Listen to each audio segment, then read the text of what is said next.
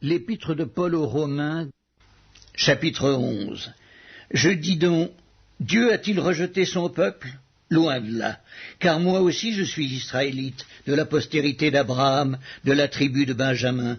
Dieu n'a point rejeté son peuple qu'il a connu d'avance. Ne savez-vous pas ce que l'Écriture rapporte d'Élie, comment il adresse à Dieu cette plainte contre Israël? Seigneur, ils ont tué tes prophètes, ils ont renversé tes autels. Je suis resté moi seul, et ils cherchent à m'ôter la vie.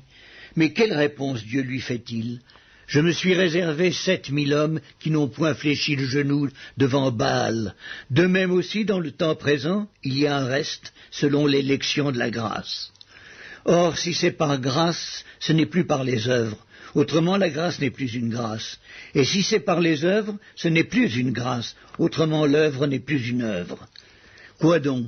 Ce qu'Israël cherche, il ne l'a pas obtenu, mais l'élection l'a obtenu, tandis que les autres ont été endurcis, selon qu'il est écrit, Dieu leur a donné un esprit d'assoupissement, des yeux pour ne point voir, et des oreilles pour ne point entendre, jusqu'à ce jour.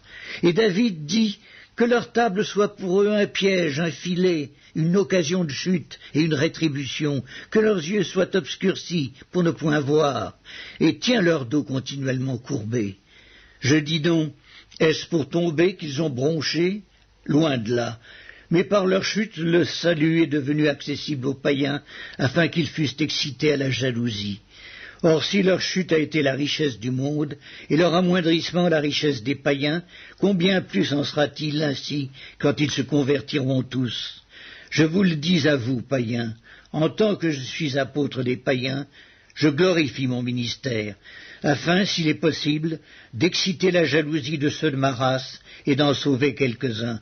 Car si leur rejet a été la réconciliation du monde, que sera leur réintégration, sinon une vie d'entre les morts? Or, si les prémices sont saintes, la masse l'est aussi, et si la racine est sainte, les branches le sont aussi.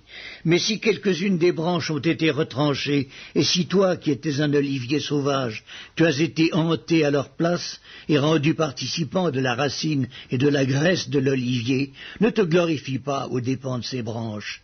Si tu te glorifies, sache que ce n'est pas toi qui portes la racine, mais que c'est la racine qui te porte. Tu diras donc, les branches ont été retranchées, afin que moi je fusse hanté. Cela est vrai.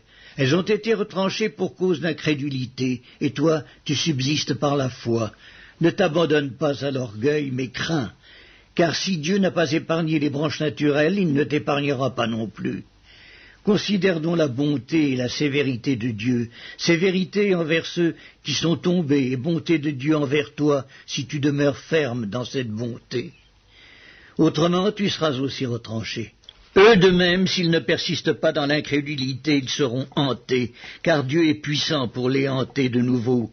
Si toi tu as été coupé de l'olivier naturellement sauvage et hanté, contrairement à ta nature, sur l'olivier franc, à plus forte raison, eux seront-ils hantés selon leur nature sur leur propre olivier. Car je ne veux pas, frères, que vous ignoriez ce mystère, afin que vous ne vous regardiez point comme sages.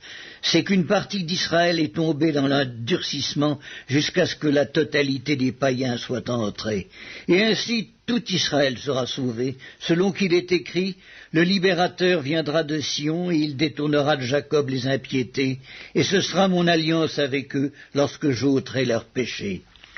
En ce qui concerne l'Évangile, ils sont ennemis à cause de vous. Mais en ce qui concerne l'élection, ils seront aimés à cause de leur Père. Car Dieu ne se repent pas de ses dons et de son appel, de même que vous avez autrefois désobéi à Dieu, et que par leur désobéissance vous avez maintenant obtenu miséricorde, de même ils ont maintenant désobéi, afin que par la miséricorde qui vous a été faite, ils obtiennent aussi miséricorde. Car Dieu a renfermé tous les hommes dans la désobéissance pour faire miséricorde à tous.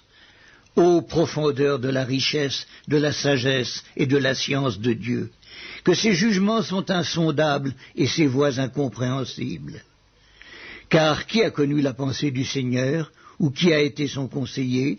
Qui lui a donné le premier pour qu'il ait à recevoir en retour? C'est de lui, par lui et pour lui que sont toutes choses.